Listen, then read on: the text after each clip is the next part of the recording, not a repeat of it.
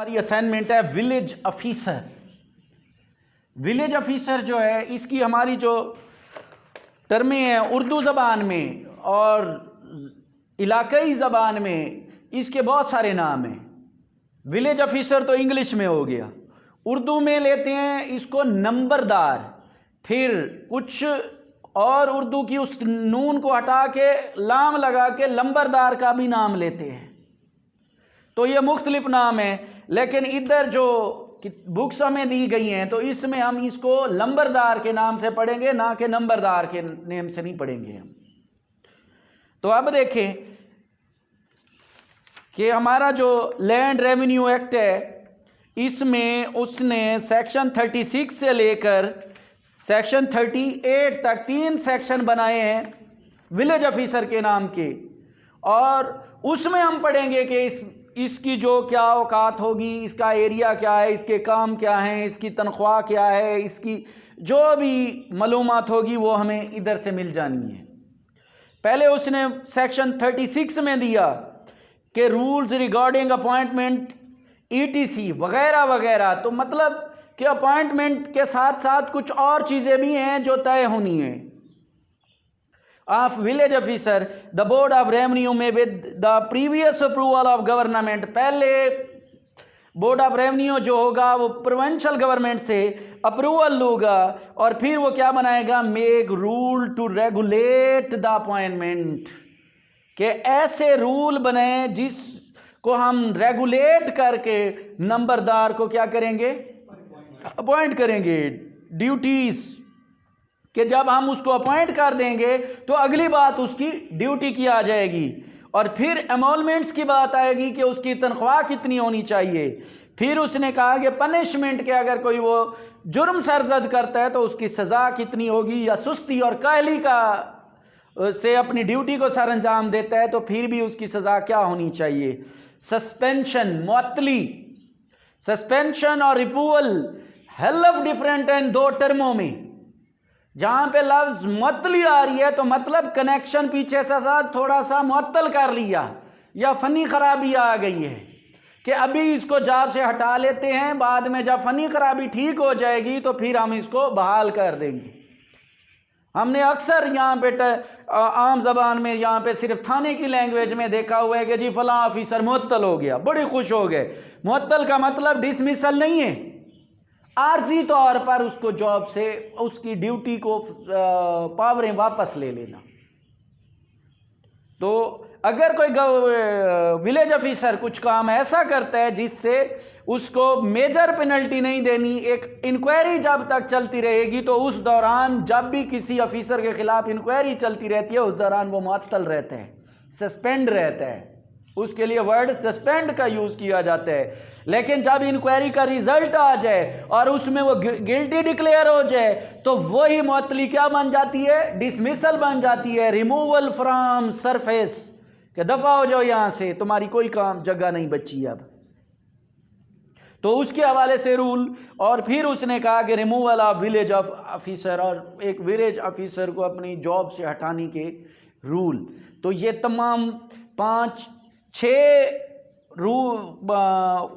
Points के ऊपर जो होगी वो बोर्ड ऑफ रेवेन्यू रूल बनाएगी। फिर आया village officer cess. Village officer cess का मतलब ये नहीं है कि कोई विलेज ऑफिसर ने टैक्स लगा दिए। यहाँ पे सिर्फ आपने इस बार, अब देखिए, जब हम किसी बंदे को किसी ओहदे के ऊपर अपॉइंट करते हैं, उससे फ्राइज लेते हैं, फंक्शन करवाते हैं, और क्या नाम है, वो मुख्तलिफ किस्म की ड्यूटी सर अंजाम देते हैं, तो साफ सीधी सी बात है उसकी कोई तनख्वाह तो ज़रूर होगी ना।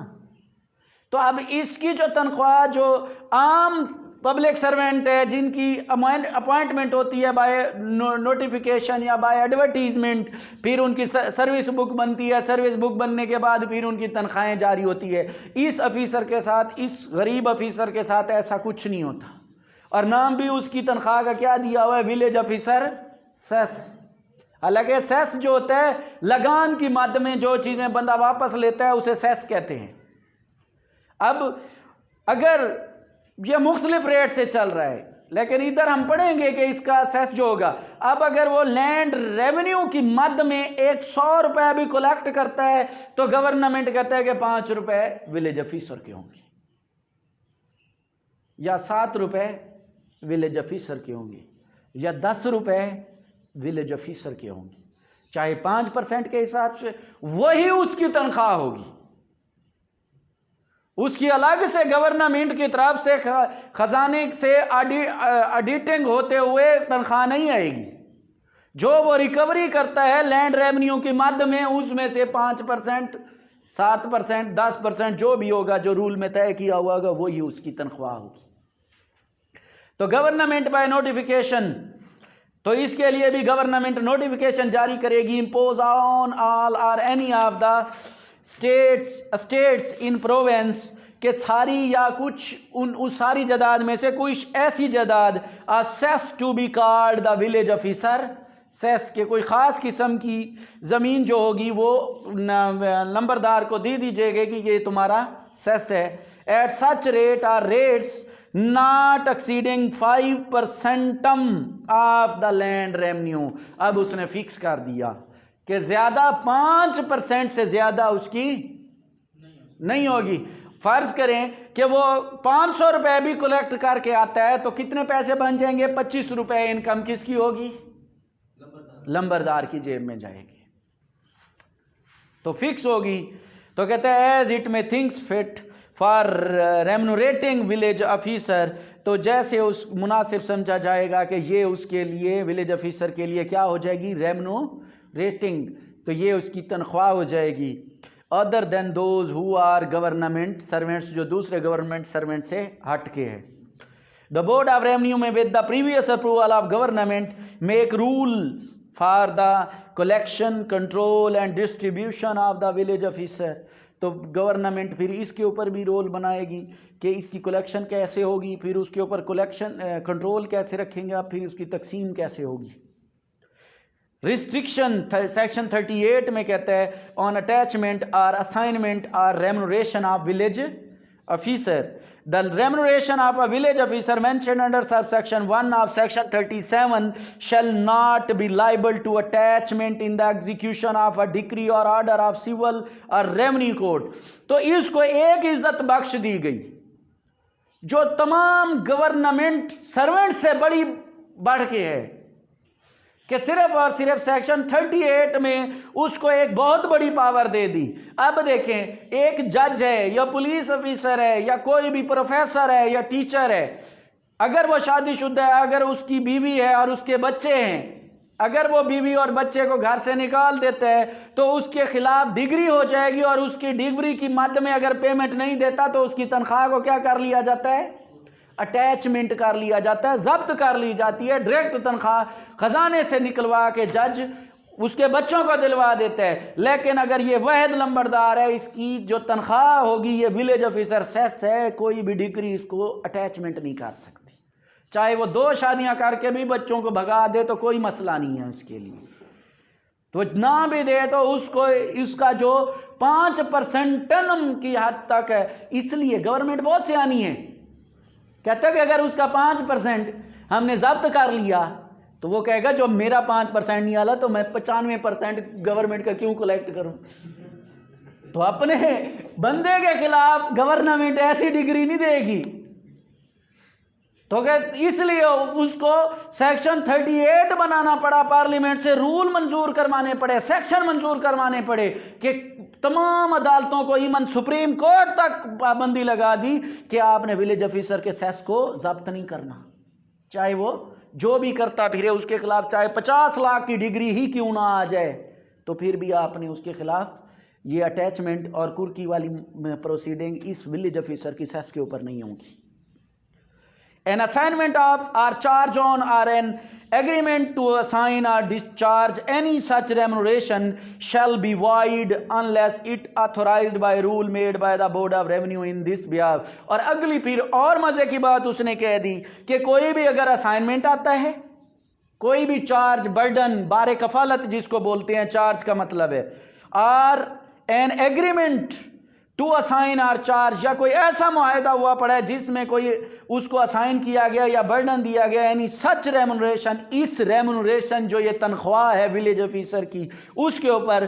तो कोई भी अगर मुआहदा भी करके आ जाता है, विलेज ऑफिसर जाके कहता है यार कि मैं ना आपसे 2 भैंसें लेता हूं, इस साल मैंने बहुत रेवेन्यू कलेक्ट किया हुआ है, गवर्नमेंट की तरफ से मुझे कितना मिलेगा, 50,000 मिल जाएगा, तो मैं आपको भैंस की मद में पैसे दे दूंगा, एग्रीमेंट करके आ जाता है। फिर भी उसने मना कर दिया, कहता है कि शैल बी वाइड, तो वाइड काला दम होगा। तो कोई भी एग्रीमेंट मुआहदाकार चार्ज वाला या कोई भी असाइनमेंट ये आके नहीं कहेगा कि जनाब वाला जो 50,000 नंबरदार की मद में विलेज ऑफिसर सेस की मद में जमा हुए पड़े हैं वो मुझे दे दें क्योंकि उसने मेरे साथ एग्रीमेंट किया हुआ है, मुआहदा किया हुआ है ऐसे।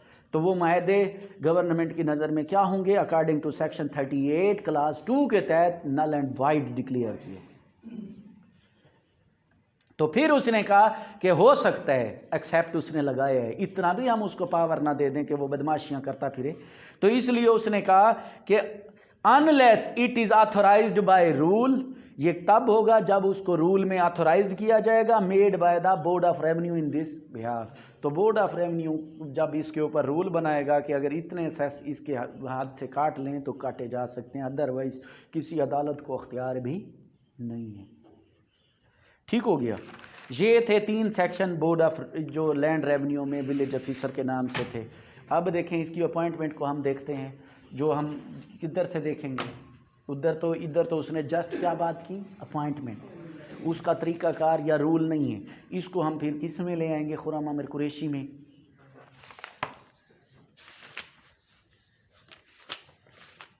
कौन सी असाइनमेंट थी,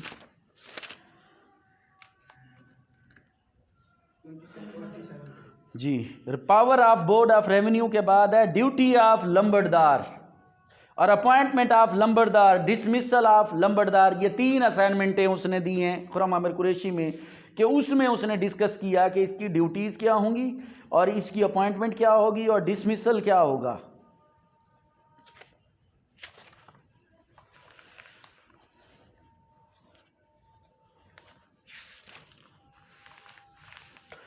the headman of village is called lambardar. तो जो ये अब इसको मज़ीद एलोब्रेट कर रहे हैं, वजाहत के साथ बता रहा है कि विलेज ऑफिसर का जो हेड होगा उसे हम क्या कहते हैं, लंबरदार। नंबरदार नहीं कहा उसने, lambardar. He is appointed by the executive district officer in a village. उस विलेज का जो एग्जेक्टिव डिस्ट्रिक्ट ऑफिसर होगा वो इसको अपॉइंट करेगा। Lambardar has to collect and supervise the collection of revenue of an state. ये थी वो अहम बात जिसके ऊपर उसको इतनी मरातबे मिली हुई हैं, उसके सेस को भी अटैच नहीं किया जा सकता पर परसेंट अमानम की वजह से, इस वजह से कि उसने स्टेट का रेवेन्यू ऑफ लैंड कलेक्ट करना है। He is the representative of people of an state, ये नुमाइंदा है लोगों की जायदाद का। एंड अ लिंक है between the government and public, ये वहद बंदा है जो पब्लिक और गवर्नमेंट का मीडियोकर है, दरमियान में ठहरा हुआ है, इधर से पैसे लेगा और इधर गवर्नमेंट को दे देगा। Sufficient number of lambardar are appointed by the government to every state for the collection of land revenue. तो उसने कहता है कि सफिशेंट, काफ़ी मिकदार में भी नंबरदार अपॉइंट हो सकते हैं।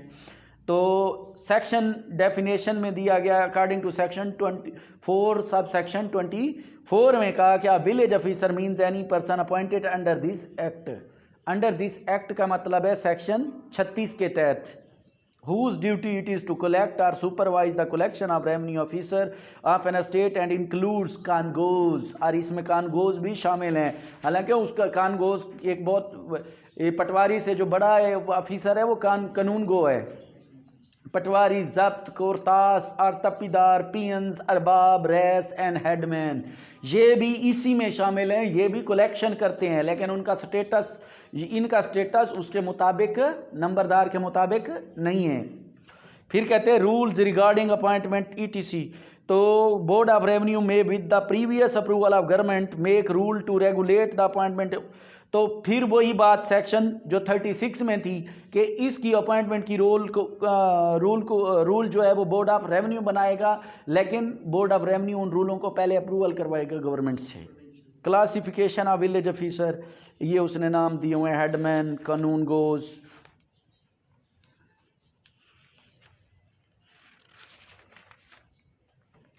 असल बात जो है ये है ड्यूटीज ऑफ लंबरदार। पहली ड्यूटी है कलेक्शन ऑफ रेवेन्यू, फर्स्ट और प्राइम ड्यूटी उसकी क्या है, आमदनी को कलेक्ट करेगा। दूसरी ड्यूटी उसकी है collection of rents and profits, जितने किराए जाते हैं गवर्नमेंट की मद से वो भी उसने करने हैं। गवर्नमेंट की ज़मीनों के ऊपर जितने भी किराया है या प्रॉफिट्स हैं उसको भी कलेक्ट करेगा। रेंडिशन ऑफ अकाउंट्स, के अकाउंट्स को तरतीब में भी रखेगा, मेंटेन भी करेगा और उसकी तरतीब भी बनाएगा।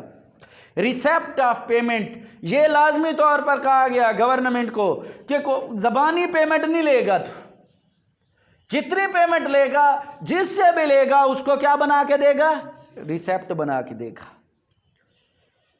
Obedience, deferment of joint expenses of the state. Deferment का क्या मतलब है, मिन्हा करना, रोक लेना।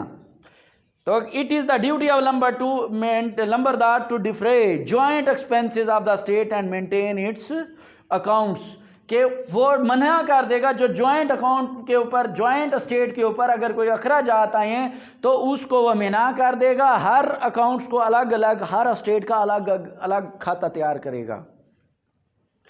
Obedience of orders of superior revenue officer, तो मातहत रहेगा, हुक्म ताबेदारी करेगा। सुपीरियर ऑफिसर जो हुक्म देंगे उसका कहना भी मानेगा, उसके मुताबिक सर्वे रिपोर्ट भी देगा। हर चीज़ जो उसको असेसमेंट करने के लिए सुपीरियर ऑफिसर को किसी भी असेसमेंट की ज़रूरत है तो वो प्रोवाइड करेगा।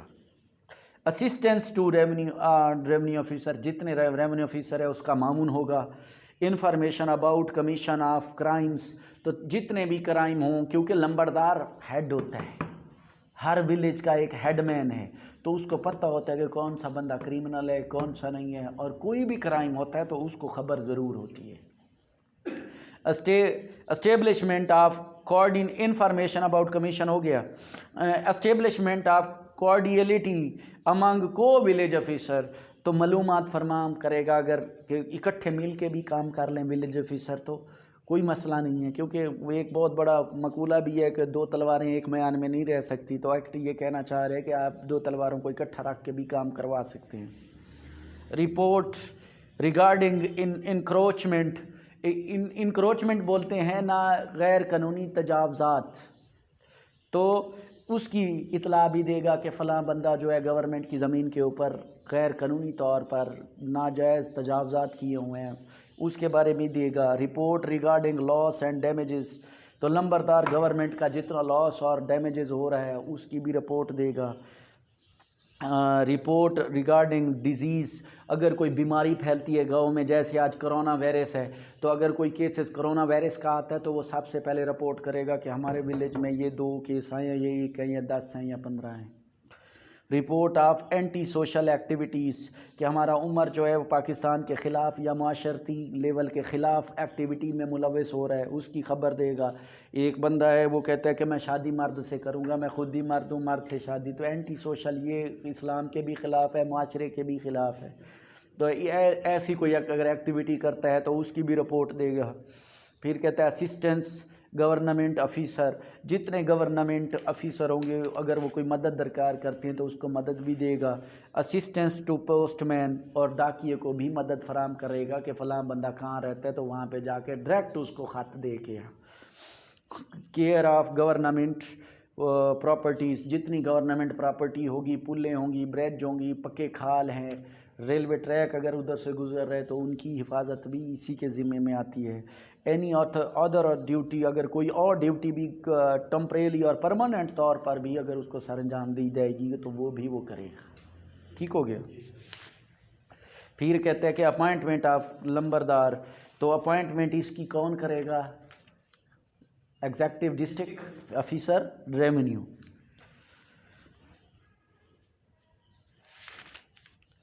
अपॉइंटमेंट ऑफ लंबरदार 34 पेज पे है। Appointment of lambardar, the right of to be appointed as lambardar is not vest right, ये कोई अताएगी राइट नहीं है। ये कोई अताएगी राइट नहीं है। Any person can be selected for the appointment of lambardar in a state by the revenue authorities. Revenue authority किसी को भी लंबरदार बना सकती है। तो अपॉइंटमेंट ऑफ एडिशनल लंबरदार के इजाफी एडिशनल लंबरदार भी अपॉइंट हो सकता है, डजेंट मैटर। तो कहता है कि matter to be considered in first appointment of lambardar. तो अगर लंबरदार को पहली दफ़ा अपॉइंट किया जाता है तो कौन कौन से मैटर को कंसीडर किया जाएगा, ये है इंपॉर्टेंट बात अपॉइंटमेंट के हवाले से। तो हेरिडेटरी क्लेम, हेरिडेटरी क्लेम ये फर्स्ट प्रेफरेंस इसको दी जाती है। हेरिडेटरी क्लेम ये है कि मेरा अब्बा लंबरदार था तो मैं भी लंबरदार बनूंगा, और लंबरदार बनने के लिए मुझे फर्स्ट बड़ा बेटा होना भी शर्त है। अगर हम 4 भाई हैं तो सबसे बड़ा अगर मैं हूंगा तो मेरा राइट होगा हेरिडेटरी क्लेम। तो वो हेरिडेटरी क्लेम करोगा कि किसी को ये लंबरदार की सीट नहीं जा सकती। मेरा वरासती क्लेम है कि मेरा बाबा भी नंबरदार था, मेरा दादा परदादा नस्लों से आ रहे हैं हम, तो ये मेरा हेरिडेटरी क्लेम है। इसके लिए क्या नाम है, एक बहुत बड़ी मिसाल भी दी जा रही है इस चीज़ के ऊपर कि एक मिरासी का पुत्र कहता है जी अब्बा वो ना क्या नाम है फलां चौधरी का बेटा भी फौत हो गया, फलां का बेटा भी फौत हो गया। इस तरीके से उसने पूरे गांव को मार दिया। फिर भी उसने कहा कि आगे से अब्बे ने कहा कि बेटा सारे मार जाएं लेकिन तू नंबरदार फिर भी नहीं बन सकता। नंबरदार बनने के लिए हेरिडेटरी क्लेम विरासती राइट का होना बहुत ज़रूरी है।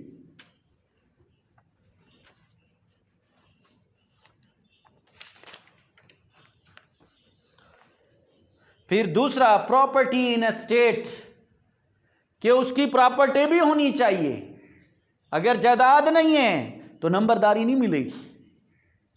उसके लिए extent of property in the state if there are no sub division of the state in the extent of property in sub division for which appointed to be made possessed by the candidate. तो ये इधर उसने लिखी नहीं है, कम से कम 10 एकड़ या 5 एकड़ होना ज़रूरी है। जिस बंदे की अपनी ज़ाती ज़मीन होगी उसको भी नंबरदार अपॉइंट किया जाएगा। जो मेरी तरह कंगला होगा, जिसकी एक कोड़ी भी, एक खतूनी में एक सरसाई भी मौजूद नहीं है, तो वो कैसे नंबरदार बन सकता है? उसका काम भी यही है ज़मीन के हवाले से। अगर उसकी अपनी ज़ाती ज़मीन होगी तो उसको पता होगा कि इस साल कितनी इनकम आई है, कौन सी बीमारी हुई है, इस दफ़ा फसल जो है कपास बहुत खसारे में जा रहा है, उसका अपनी लगान जो उसने काश्तकारी पे लगाई है वो भी नहीं है, तो रेवेन्यू कैसे अदा करेंगे, फिर अबयाना कैसे अदा करेंगे? Service of candidate for or his family for country and nation. तो कहते हैं कि उसकी खिदमात जो हों उसकी फैमिली की और उसकी अपनी ज़ाती खिदमात जो हों वो भी कंट्री के लिए फ़िक्स हों। वो सर्विस के लिए हो, ना कि कहीं बाहर अपॉइंटमेंट है या क्या नाम है पाकिस्तान की खिदमत से अंजाम करने के लिए उसको अपॉइंट किया जाता है। पर्सनली इन्फ्लुएंस, उसका ज़ाती रोब दबदबा भी होना चाहिए। अब उमर को कह दें कि जा तू विलेज ऑफिसर बन के वहाँ से 5,000 कलेक्ट कर रहा, वो कहेंगे कि उमर तू किधर से लगता है कि तू नंबरदार है? तो उसकी पर्सनैलिटी, रोब, दबदबा, और वो भी हो के देख के वो कहेंगे पैसे निकलवाना इस दुनिया में सबसे बड़ा मुश्किल काम है। बैंक जो है बैंक रिकवरी ऑफिसर रखते हैं और बड़ी उसकी छानबीन करके कहते हैं कि ये ऐसा बंदा हो जो रिकवरी लेके आए। तो ये हमारे लिए विलेज ऑफिसर जो है एक रिकवरी ऑफिसर के तौर पर काम करता है गवर्नमेंट के लिए। तो उसके लिए वो पर्सनल इन्फ्लुएंस भी होना चाहिए। फिर आ गया हमारा फ्रीडम फ्रॉम डेटनेस। पहले 2 लाख का तो खुद मकरूज है, 5 लाख का मकरूज है, और वो चला किसके लिए? हुकूमत के लिए रिकवरी करनी। अब चलें 2 लाख उसको रिकवरी हो भी गई तो उस बंदे को अगर गवर्नमेंट विलेज ऑफिसर बना दे तो 2 लाख तो पहले जाएगा अपना कर्जा दे के आएगा, गवर्नमेंट को क्या देगा? तो इसलिए उसने कहा कि जो उसका कर्जे जात से भी आज़ाद होना चाहिए। ऐसे कैंडिडेट को हम लगाएंगे जो जिसके ऊपर कोई कर्जा भी ना हो। strength and importance of community, the strength and importance of community from which selection of headman is to be made। तो कहते हैं कि कम्युनिटी की इम्पोर्टेंस भी देखा जाएगा कि उसकी स्ट्रेंथ कितनी है, उसकी अहमियत क्या है, उसको भी मद्देनजर रखते हुए कि इधर विलेज ऑफिसर होना भी चाहिए या नहीं होना चाहिए। एजुकेशन, तो अब देखें इसकी बड़ी ज़बरदस्त एजुकेशन दी है उसने। कहते हैं कि a candidate who is well educated is preferred for the appointment of lambardar. Well educated, आज के दौर में जो वेल एजुकेटेड का लफ्ज़ है ना वो जाता है एमफिल तक, और हमारे लंबरदार माशाल्लाह मिडिल पास हैं। उसके लिए ये उन दिनों का जब ये कानून बना था उस वक्त ये वेल एजुकेटेड थे, मिडिल पास लोग या प्राइमरी पास लोग जो थे वो मिडिल। तो अब हमारे खाते में जो वेल एजुकेटेड है ये तो LLM और एमफिल तक बात जा रही है, तब जाके कहते हैं कि ये वेल एजुकेटेड है और PhD की बात है। स्ट्रेंथ एंड इंपॉर्टेंस हो गया एजुकेशन। फिजिकल फिटनेस भी होनी चाहिए कि लंगड़ा लूला नहीं होना चाहिए। कलेक्शन करने के लिए उसको पैसे रिकवरी करनी है तो पैसे रिकवरी करने के लिए एक हेल्दी मैन होना चाहिए, ताकतवर होना चाहिए।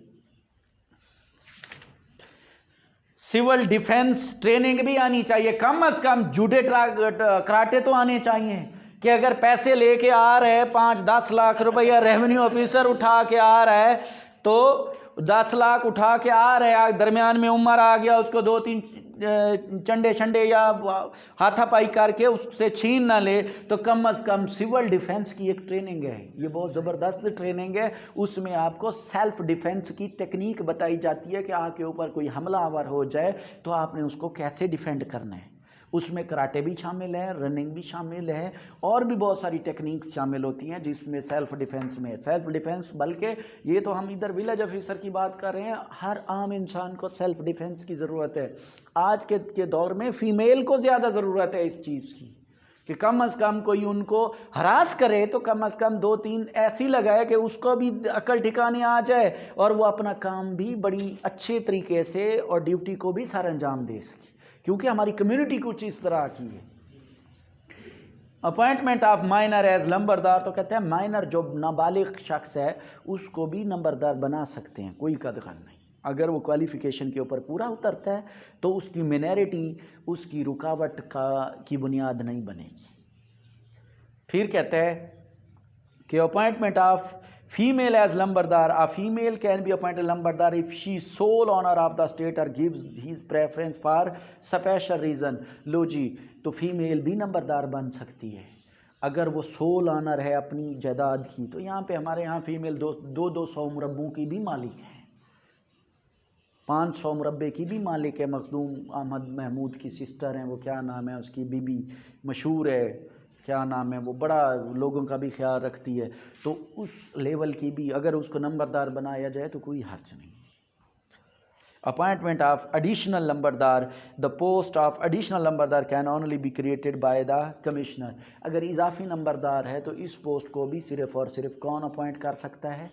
कमिश्नर अपॉइंट कर सकता है। द अपॉइंटमेंट ऑफ एडिशनल हो गया। Matters to be considered in first appointment वाला hereditary. Position of government servant, a government servant cannot be appointed as लंबरदार in an estate।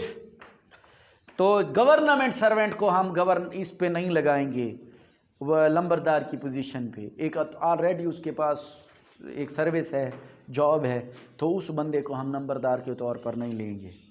Remuneration of village officer, तो 11वें पीछे जगह पे उसने आके बताया कि government by notification impose on all or any of the state in the province are cess to be called the village officer cess at the rate or rates not exceeding 5% of the land revenue as it thinks fit for the remuneration.